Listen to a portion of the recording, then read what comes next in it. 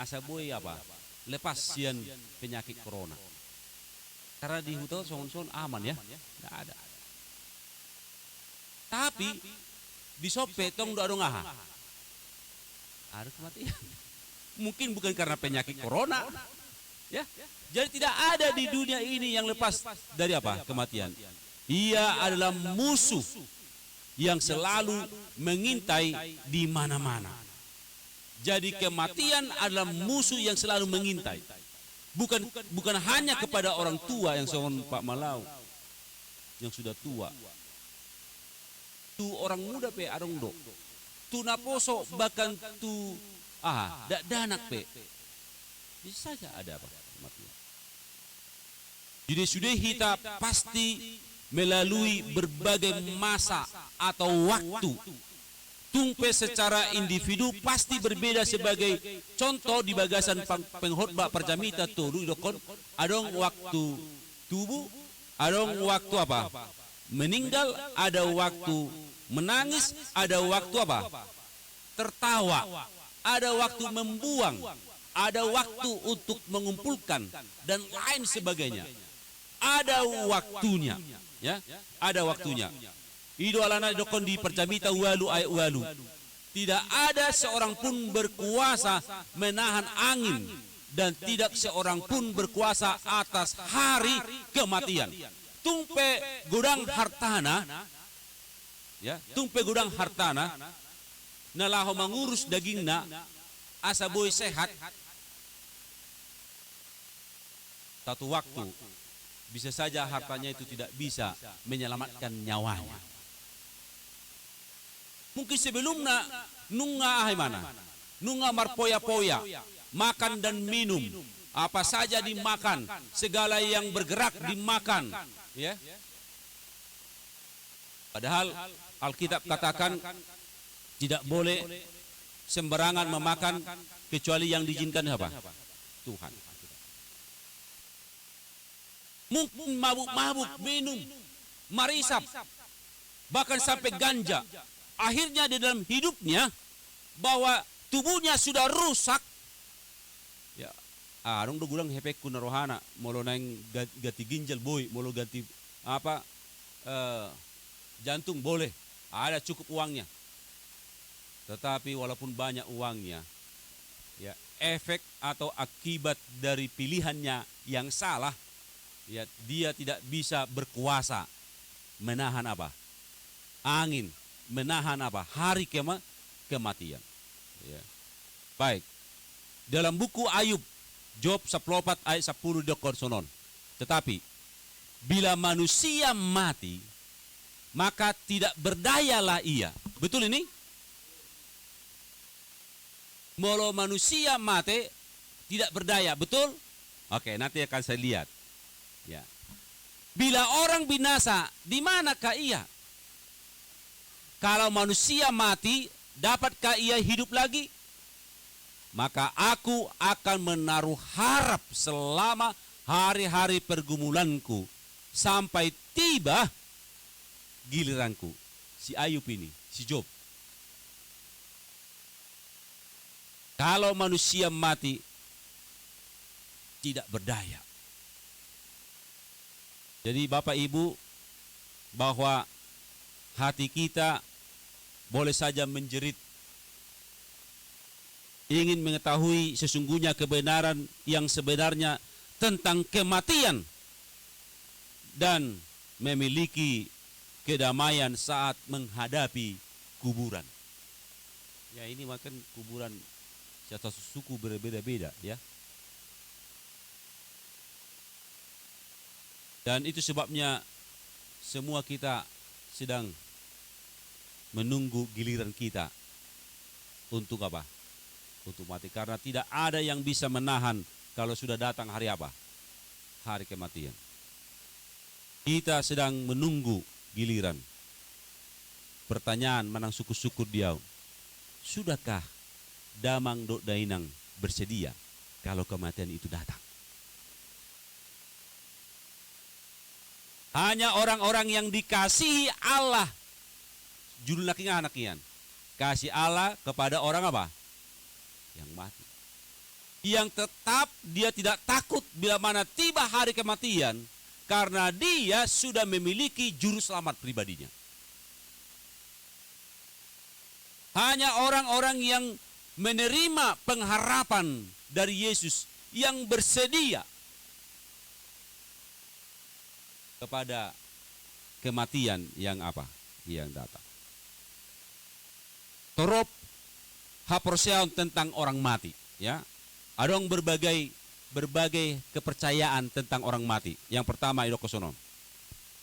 Molo di Meksiko, kepercayaan sida orang mati dikubur bersama anjingnya dan perlengkapan berburu, apakah tombak atau panah.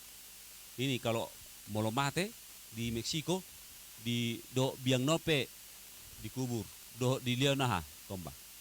Kakwoto ada budaya di Sol molo mate, liam maon, bani hanon, asarong pakaian nanon di si arong ya.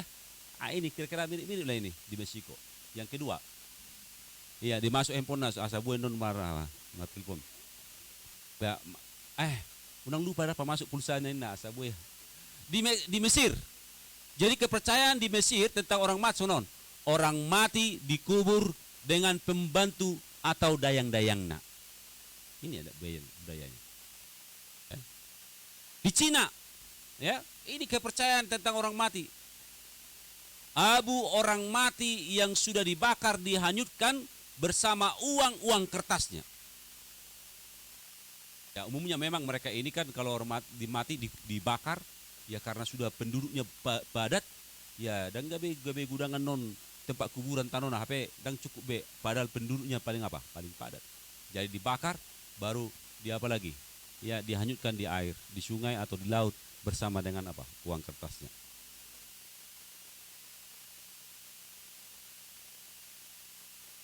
Seterusnya, ada anggapan secara umum tentang kepercayaan orang mati ini. Ini anggapan secara umum. Kalau orang baik mati, akan langsung masuk, ini secara umum. Anggapan orang kalau mati, masuk surga. Idolana sepatah didokon, nunga di alat tuhatta. Damangodo inangon. Jadi nunga di surga, nunga di saping nise. Kalau orang jahat mati, akan langsung masuk, takang don, nggak langsung dia pinarok kodinna. Ini anggapan umum, bukan ajaran Alkitab.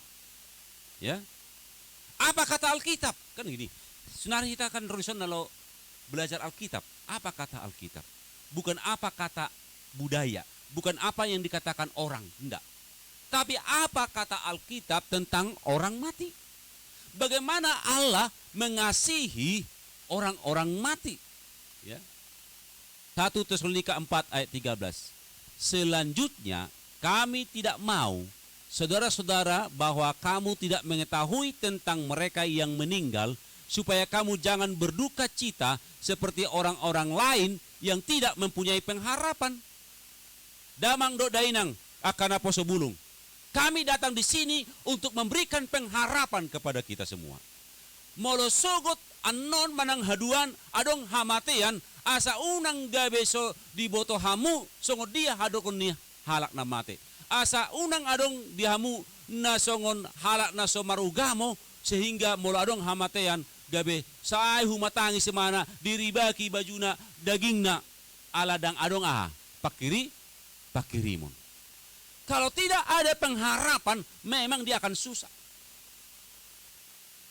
Itu sebabnya pada malam ini kita minta bahwa kasih karunia Allah kepada orang mati.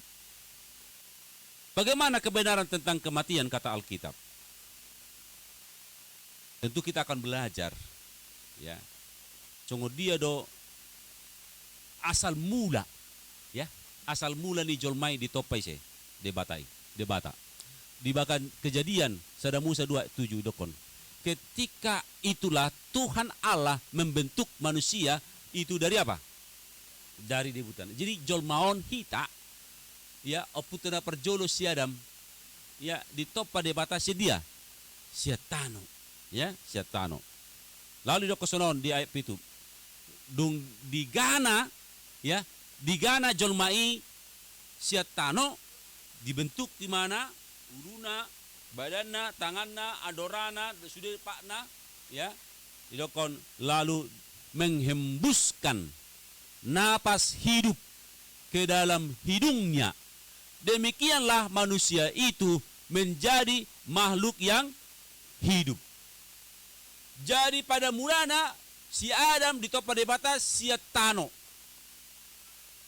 Ya, sarupa may molo mabain songonaha sa tano liat dibain digana baru dihembuson ahayembuson napas hidup, itu dia lubang hidung.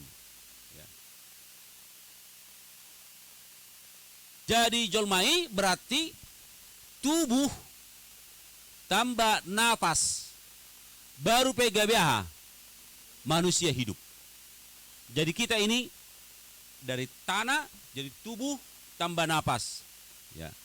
Manusia hidup, ini manusia hidup dikurang napas berarti jadi apa? Mayat atau mati. Begitu ya. Jadi sama seperti ini tubuh, ini lilin. Ya. Lilin. Ditambah ini api. Kan lilin supaya ditambah supaya hidup dia kasih api. Itulah nafas. Barulah dikatakan menjadi apa? Manusia yang hidup. Ini lilin yang hidup. Kalau sebelum ada api ini dia seperti ini. Ya artinya bisa dibuat tanah liat seperti ini. Tapi tidak ada napas, ya dia tidak ada. Tapi saya ditambah dengan napas atau api seperti dia nyala seperti ini. Ya. Sebaliknya kalau manusia hidup tadi ini, manusia hidup ini, ya dikurang dengan apa? Api, napas ini, dikurang napas ini. Jadi apa dia? Jadi mayat. Jadi kita akan mengerti pada mulanya Allah mencipta manusia dari debu tanah, sesudah itu ditambah dengan napas, barulah menjadi manusia yang apa? Yang hidup. Tapi kalau tubuh ini dikurang napas, artinya napas itu tidak ada, maka kembali menjadi apa? Ya, menjadi mayat atau mati, tidak apa? Tidak hidup. Ya, tidak hidup. Sama seperti lampu ini. Mana ini lampu colokan di sini? Lampu dicelokkan baru hidup, gitu ya. Tapi kalau saat dicabut mati. Kalau pertanyaan kita, kemana itu cahaya? Pada waktu dicabut, ya kan? Ya seperti ini, cabut, udah mati dia. Tadi kalau dicolokkan hidup, dicabut dia jadi apa? Mati. Baik. Parjamita 12 ayat 7 dikatakan begini. Dan debu kembali menjadi tanah seperti semula, ya, dan roh kembali kepada Allah yang mengaruniakannya. Lihat ini, tadi manusia itu dari debu ini. Saat napasnya keluar atau meninggalkan tubuh itu, maka tubuh itu menjadi apa? Kembali kepada tanah, roh kembali kepada Allah yang memberikan, ya, yang memberikan. Jadi dalam Ayub 27 ayat 3 dikatakan, selama napasku masih ada padaku dan roh Allah masih di dalam lubang hidungku. Apa dikatakan? Selama napasku ada padaku, roh masih ada dalam lubang hidungku. Maka apa? Ya, dia akan boleh apa? Hidup. Tapi apabila engkau mengambil roh mereka, mereka mati binasa dan kembali menjadi apa? Jadi sementara tetap napas ada dalam lubang hidung kita, dalam tubuh kita, kita akan hidup. Tapi saat diambil roh itu dari mereka, mereka akan binasa, kembali menjadi apa? Debu. Apabila engkau mengirim rohmu, mereka tercipta dan engkau membaharui muka bumi. Jadi kita ingat ya, di saat napas itu ada dalam tubuh kita, kita masih hidup. Tapi di saat napas itu keluar, maka kita menjadi mayat. Kembalilah tubuh kita ini kepada apa? Semula. Dari mana kita asal mulanya? Dari apa? Dari debu tanah. Ya, dari debu tanah. Jadi roh dari kata ruah. artinya napas hidup, nyawa, arwah. Jadi roh ini bukan satu oknum atau satu tubuh, ya, karena dia tidak akan bisa berbuat apa-apa tanpa digabungkan dengan tubuh, ya. Ini roh bukan salah satu kealahan, ya, Allah Bapa, Allah Anak, Allah Roh, bukan itu maksudnya di sini. Roh yang dimaksud di sini adalah ini, napas hidup, ya, napas hidup. Baik. Jikalau napas itu pergi, pertama dikatakan, lihat Mazmur 146 ayat 6, ayat 4. Apabila nyawanya melayang, ia kembali ke tanah, pada hari itu juga lenyaplah maksudnya. Jadi kalau nyawa itu atau napas itu hilang, ya, keluar tidak lagi di tubuh kita, lihat segala maksudnya lenyap, hilang. Jadi orang mati tidak ada lagi rencana baginya. Kalau tadi di Kingoluna mungkin boleh saja adong dendam mana, dendam tu sahalak, dung mati mana, datung boy mana membalason, ya, dendam nai tu nama ngolu. Tapi seringkali kita takut kalau sudah mati dia, waduh, jangan boleh lewat, nanti malam atau hari keberapa datang nanti dia apa, ya, begunya katanya, ya. Padahal Alkitab sudah jelas katakan tidak ada maksud atau rencana-rencananya sudah lenyap. Ya, sudah lenyap. Yang kedua, orang mati tidak tahu apa-apa. Ya, tidak tahu apa-apa. Ini Pengkhotbah 9 ayat 5. Karena orang-orang yang hidup tahu bahwa mereka akan mati. Tetapi orang yang mati tak tahu apa-apa. Tak ada upah lagi bagi mereka. Tapi seringkali banyak, ya, adat atau budaya pergi mencari apa? Satu kekayaan atau kepada orang mati. Nalawa marsobo-sobo Tuhan. Ya. Padahal orang mati tidak tahu apa-apa. Tidak ada lagi maksudnya tadi. Yang ketiga, bahkan dikatakan lenyap kenangannya. Ya, Pengkhotbah 9:5.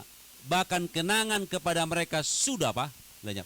Dan diingat besok dia di masa di Kingoluna, ya, kemesraan suami istri, atau dan diingat besok dia tabona mardalani tu pula Bali, ya, nggak ada lagi kenangan. Tidak ada lagi masa-masa enak, masa-masa sulit, masa-masa sakit mungkin tidak diingat lagi. Kenapa? Karena semua kenangan itu sudah lenyap. Itu dalam anak hidokon tidak tahu apa-apa lagi. Ya, tidak tahu apa-apa. Saudaraku, di ayat 6 di Dokosonon, Pengkhotbah 9 ayat 6. Baik kasihnya, ya, maupun kebencian dan kecemburuan mereka sudah lama, gila. Jadi tidak perlu kita takut kalau ada di kampung yang mati lewat dari kuburan, tidak perlu takut karena dia tidak ada lagi kebencian kepada kita. Karena dia tidak tahu lagi apa-apa. Bahkan dikatakan sudah hilang lenyap, ya. Mereka tidak tahu apa-apa lagi, ya. Baik. Kalau begitu, mengapa roh orang mati dapat berbicara dengan orang yang hidup? Ini yang sering disalah mengerti oleh orang-orang Kristen. Kadang-kala masih berharap, ya, moladong na kesurupan, itu bahasa nanti saya kesurupan. Ditanyalah, mintalah, ketemu dulu, jumpa dulu, ya, supaya kita mau berbicara, tanya dulu. Olungro, ai siru nang naron, opung na don, mang na boru na don. Ya, suku-sukun, ya. Mengapa roh orang mati dapat berbicara dengan orang yang hidup? Ini pertanyaannya. Jawabannya di dalam 2 Korintus 11 ayat 14. Hal itu tidak usah mengherankan. Sebab iblis pun menyamar sebagai malaikat apa? Malaikat terang. Bagaimana iblis menyamar sebagai malaikat terang? Ya. Tentu kita akan lihat dalam Kejadian 2 ayat 16. Lalu Tuhan Allah memberi perintah kepada manusia. Pada waktu penciptaan sudah diciptakan manusia, ada perintah yang diberikan Tuhan. Ya, kepada manusia, si Adam. Dikatakan begini, semua pohon dalam taman ini boleh kamu makan, ya, buahnya. Itu perintahnya. Semua dalam taman ini boleh kamu makan buahnya. Lalu ayat 17 katakan, tetapi pohon pengetahuan tentang baik dan yang jahat itu janganlah kamu makan. Jadi di Taman Eden itu ada Tuhan ciptakan pohon pengetahuan baik dan jahat. Tetapi ada juga diciptakan pohon buah-buahan yang lain. Tuhan katakan semua dalam taman ini boleh kau makan, tetapi pohon pengetahuan tentang baik dan jahat ini jangan kamu apa? Makan. Lalu katakan ayat seterusnya, sebab pada hari engkau memakannya, pastilah engkau akan mati. Ya. Jadi kalau kau makan yang satu ini, kamu pasti mati. Inilah yang digunakan oleh iblis. Tuhan katakan, ya, kalau makan ini mati. Tapi apa kata iblis? Oh, tidak betul itu, ya, tidak betul. Lalu dibaliknya dikatakan begini, ya. Setan katakan dalam Kejadian 3, sekali-kali kamu tidak mati. Lihat ini, sudah ada yang membingungkan Hawa. Ya. Allah katakan kalau kau makan pasti mati, tapi ini ada suara yang dia lihat dari pohon datang, sekali-kali kamu tidak mati. Apakah sesungguhnya ular ini dapat berbicara? Di TV memang ada binatang yang berbicara, ya. Ada di TV ya berbicara. Itu adalah sebenarnya, lihat ini. Itu yang membuat film itu tentang binatang bisa berbicara, karena di dalam Alkitab memang seperti itu. Tapi sesungguhnya siapa di balik ini? Sesungguhnya binatang ini tidak dapat bicara. Tapi ingat, ada waktu Biliam juga ada sampai keledainya itu atau kuda itu yang dapat bicara itu. Sesungguhnya bukan dia yang bicara, ada Tuhan yang berbicara. Ini juga sebenarnya ada yang berbicara. Ya. Bahwa Imam katakan, janganlah kamu berpaling kepada arwah. Dengarkan ini. Jangan kita pergi ke arwah berpaling atau kepada roh-roh peramal. Janganlah kamu mencari mereka dan dengan demikian menjadi najis karena mereka.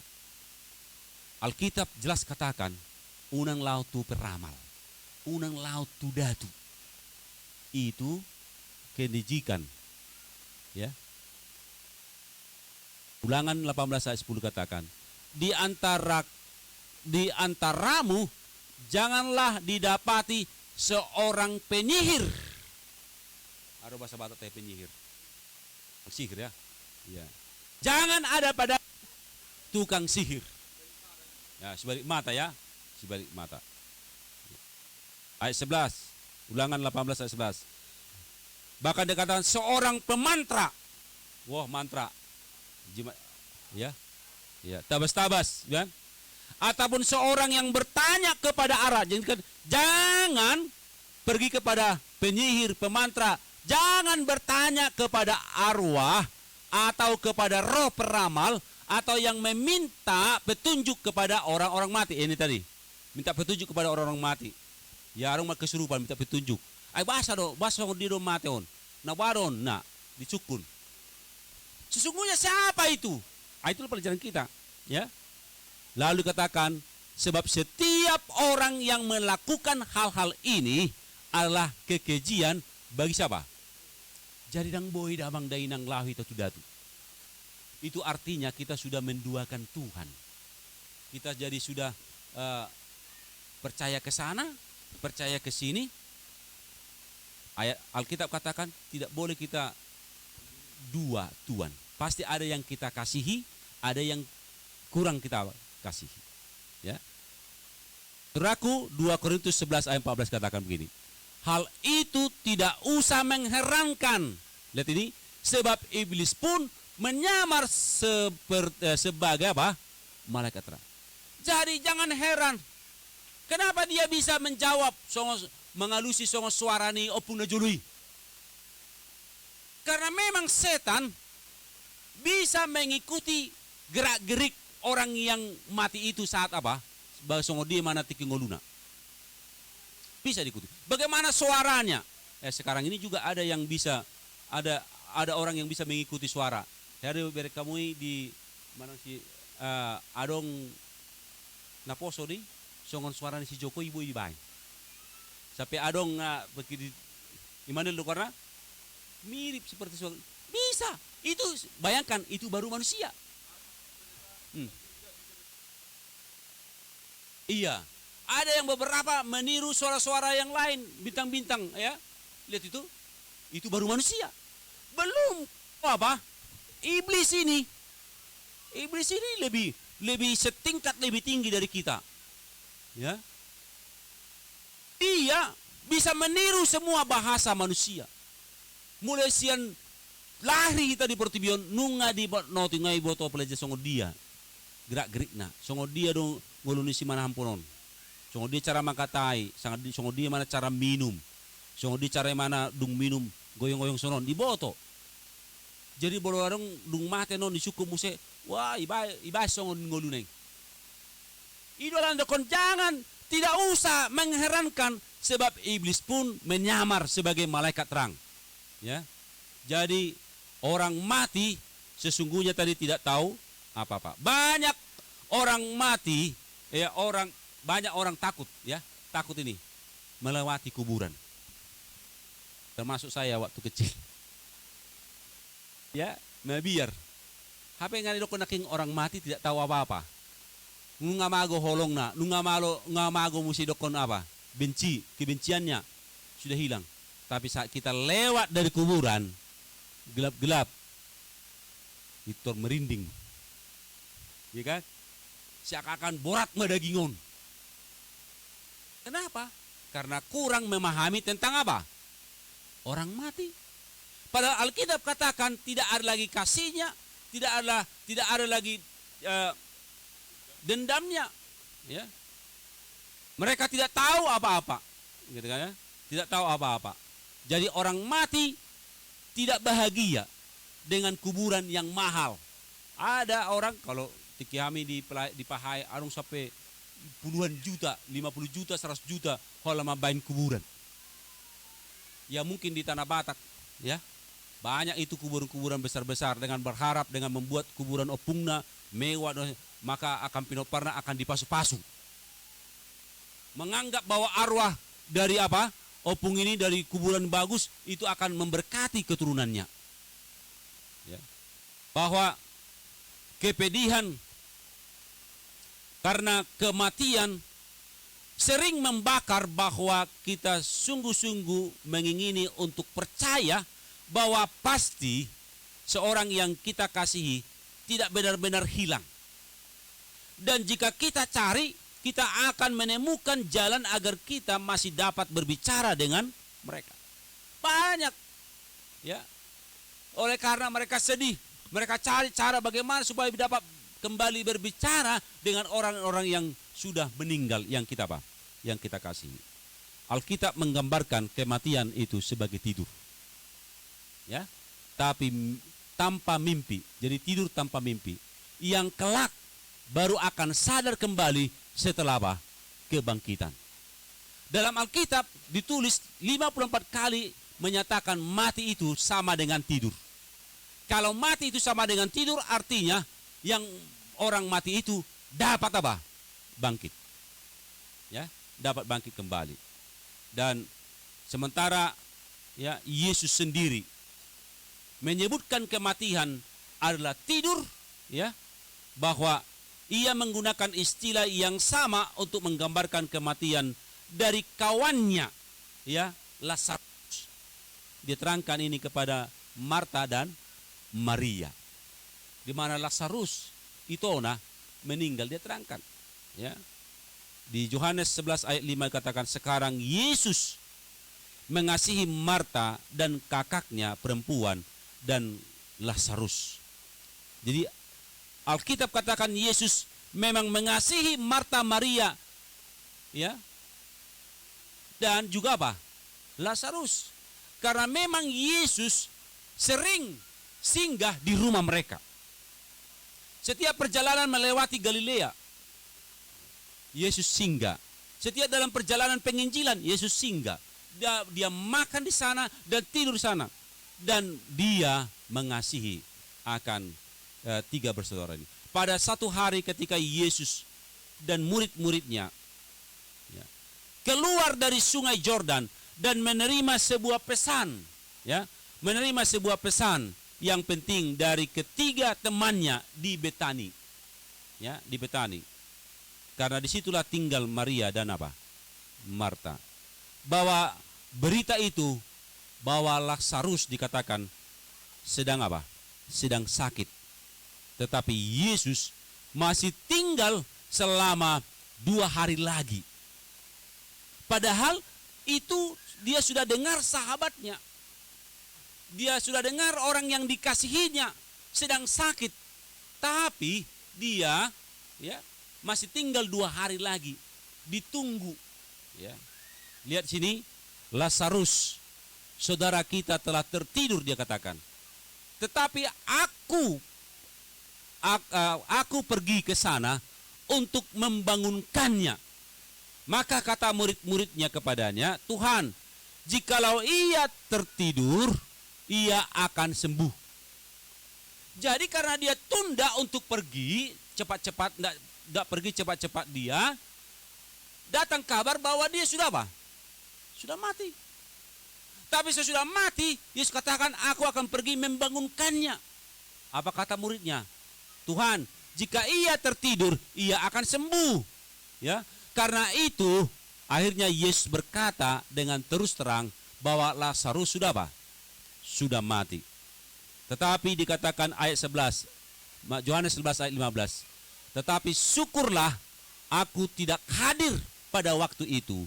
Sebab demikian lebih baik bagimu supaya kamu dapat belajar percaya. Marilah kita pergi sekarang kepadanya. Jadi kadang-kadang ya Tuhan boleh izinkan kematian supaya kita boleh belajar percaya.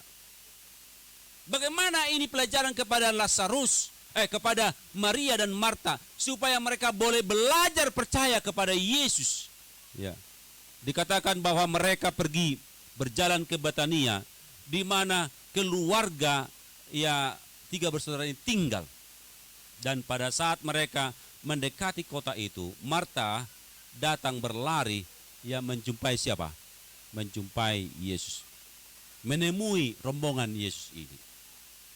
Dan Marta katakan, seandainya engkau Tuhan, yang kau kasihi itu tidak akan apa? Mati. Karena mereka percaya bahwa Yesus dapat menyembuhkan apa? Orang sakit. Tapi mereka belum yakin bahwa Yesus ini bisa membangkitkan orang apa? Mati. Tapi apa kata Yesus? Dalam buku Yohanes 15 ayat 21, maka kata Marta kepada Yesus, Tuhan, sekiranya engkau ada di sini, saudaraku pasti tidak akan mati. Kata Yesus kepada Marta, saudaramu akan apa? Akan bangkit. Karena dia tahu sebentar lagi aku akan membangunkan siapa? Lazarus. Ya. Marta tidak meragukan tentang itu, ya. Marta tidak meragukan apa yang dikatakan oleh Yesus. Karena dia tahu bahwa ya Yesus mempunyai satu rencana nanti di hari kebangkitan saudaraku ini akan apa? Akan bangkit. Di ayat 24 dikatakan, aku tahu bahwa ia akan bangkit pada waktu orang-orang akan bangkit pada akhir apa? Dia tahu itu nanti. Tetapi Yesus tidak berbicara akhir zaman. Yesus katakan, aku akan bangkitkan. Ya, saudaraku, bahwa bagaimanapun Yesus memberikan pandangan yang dramatis pada saat itu kepada Maria dan Marta. Itu sebabnya dikatakan Yesus dalam Yohanes 11 ayat 25, akulah kebangkitan dan hidup. Barang siapa percaya kepadaku, ia akan hidup walaupun ia sudah mati. Itu sebabnya Yesus katakan, mari kita pergi ke Betania untuk membangunkan dia. Tapi murid-murid itu tidak yakin. Kalau memang dia tidur, pasti dia bangkit. Tapi Yesus katakan, oke, benar dia sudah mati. Tapi aku akan bangkitkan dia. Akulah kebangkitan, dikatakan. Itu sebabnya pada waktu Yesus datang ke kuburan Lazarus, Yohanes berkata kepada kita, ya, apa dikatakan? Yesus menangis. Sebagai manusia, Yesus juga menangis. Karena Yesus juga 100% manusia. 100% dia Allah atau ilahi. Ya. Saudaraku, maka menangislah Yesus. Yesus tidak menangisi untuk menangisi untuk sahabatnya Lazarus ini. Dia tidak menangisi Lazarus karena dia tahu sebentar lagi aku akan bangkitkan Lazarus. Tapi Yesus mengetahui ia akan membangkitkan itu. Yang dia tangisi bagaimana ini. Memang secara manusia ini akan berpisah karena dosa, maka akan ada kematian. Dan yang kedua, Yesus menangis kembali mendengarkan omongan dari orang banyak, orang Farisi, orang Yahudi. Orang lain dia sembuhkan, tapi ini sahabatnya tidak bisa. Bagaimana dia bisa Apa benar dia seorang Tuhan? Ya. Bagaimana dia bisa bangkitkan? Dia menangis oleh karena ketidaktahuan orang banyak ini. Dia menangisi orang Farisi, orang Yahudi ini.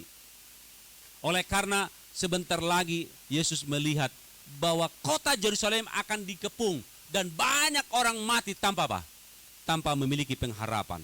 Itulah sesungguhnya Yesus menangis. Ya, maka masuklah hati Yesus. Dikatakan bahwa Yesus menangis untuk kesedihan yang dialami keluarga dan sahabat-sahabatnya, dan untuk semua yang berduka dan bersedih apabila mereka kehilangan kekasih, sama seperti kita. Kalau kita kehilangan kasih kita menangis. Ya.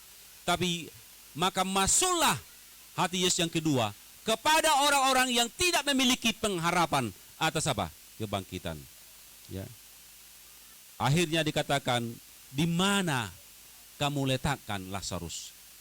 Bahkan ingat, di saat Yesus mau katakan buka, angkat itu batu liang kuburnya, setan masih bekerja. Ya, setan masih bekerja menghalangi lewat Marta. Tuhan, dia sudah bau, dia sudah mati 4 hari. Ini mau digunakan supaya menghalangi kuasa Yesus untuk untuk membangkitkan. Karena ayat sebelumnya dikatakan, akulah kebangkitan. Setan berusaha untuk menahan kematian itu. Tetapi Yesus katakan, angkat itu batu. Ya, angkat itu batu.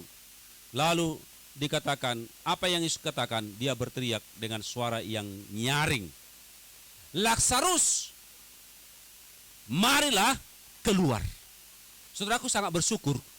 Kenapa ya secara spesifik mengatakan hanya Lazarus. Bayangkan kalau Yesus katakan, hai orang mati, bangkitlah.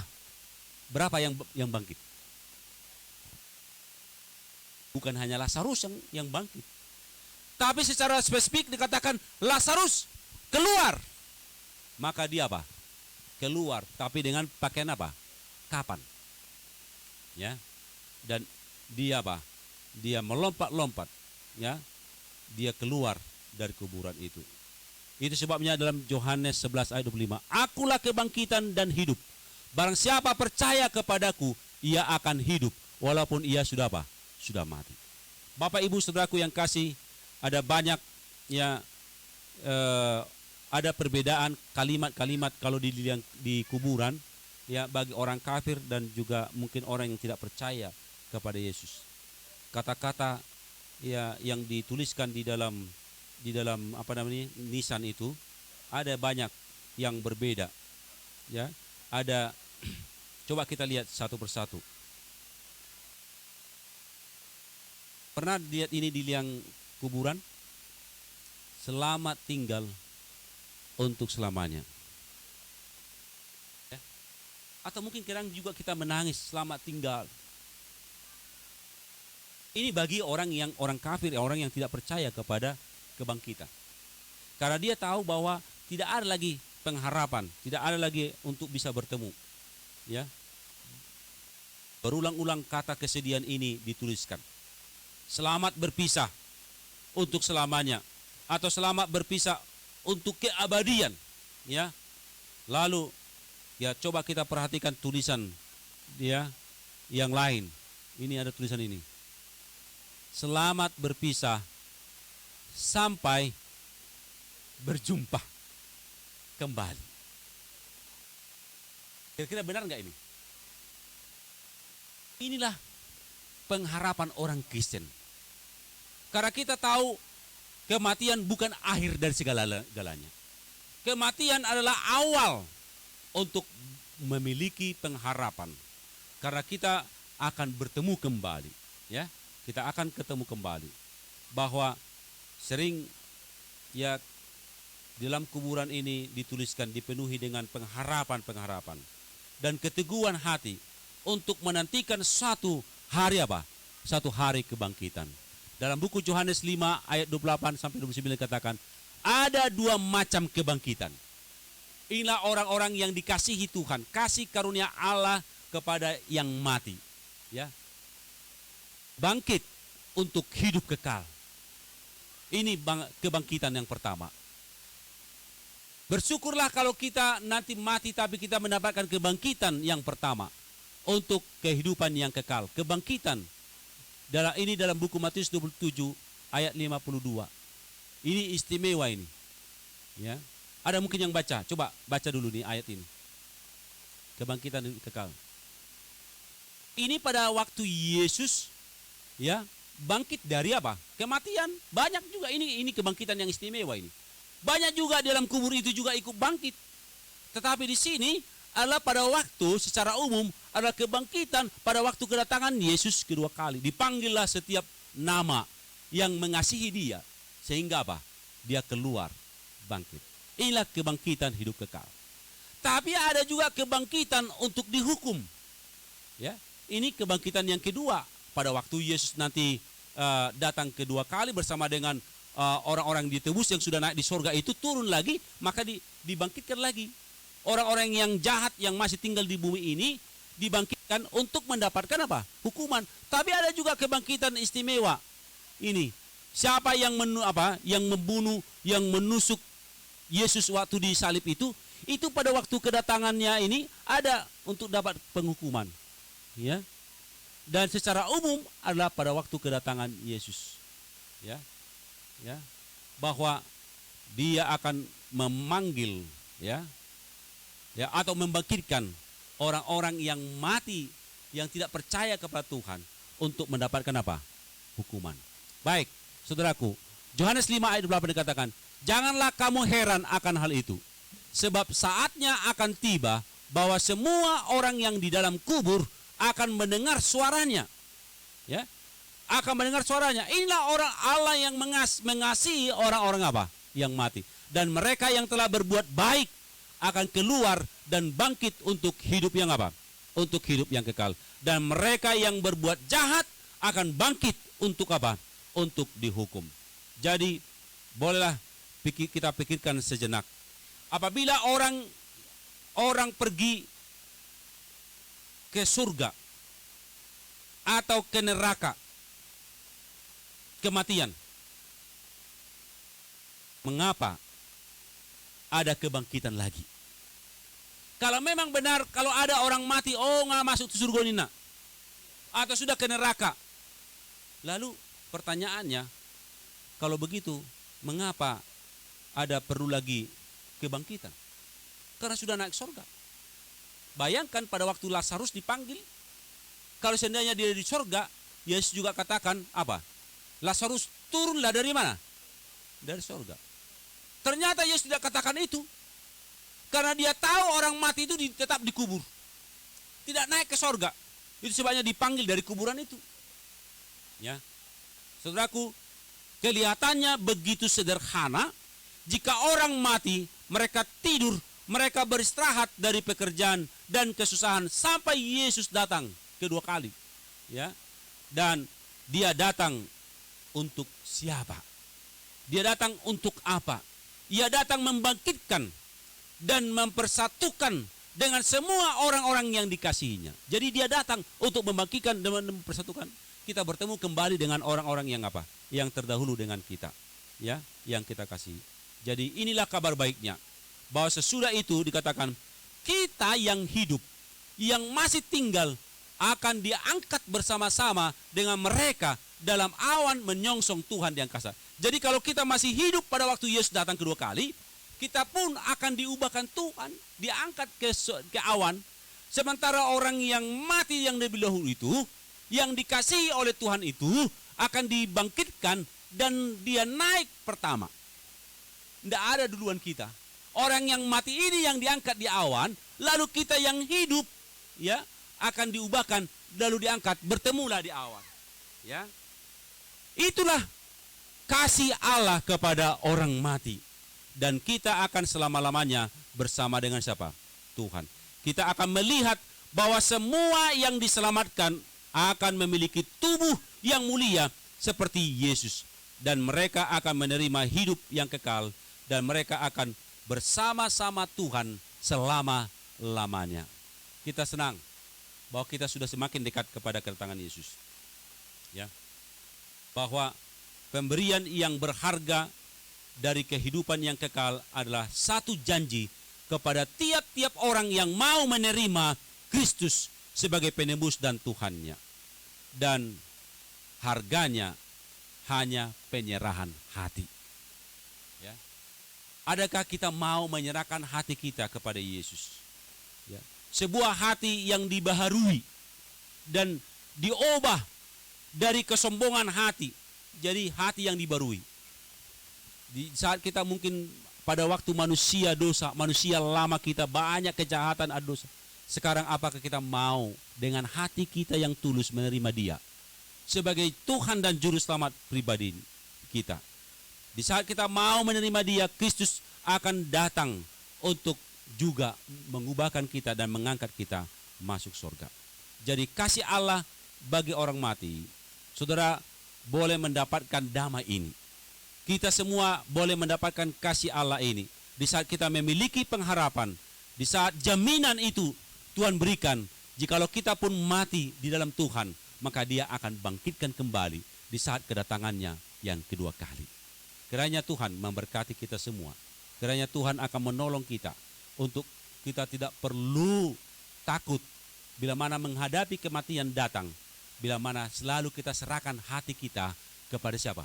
Kepada Tuhan. Karena kita percaya bahwa di saat Dia datang kedua kali, Dia akan membangkitkan kita dan mengangkat kita masuk di dalam apa? Kerajaan surga. Adalah doa dan harapan kita semua. Tuhan berkati.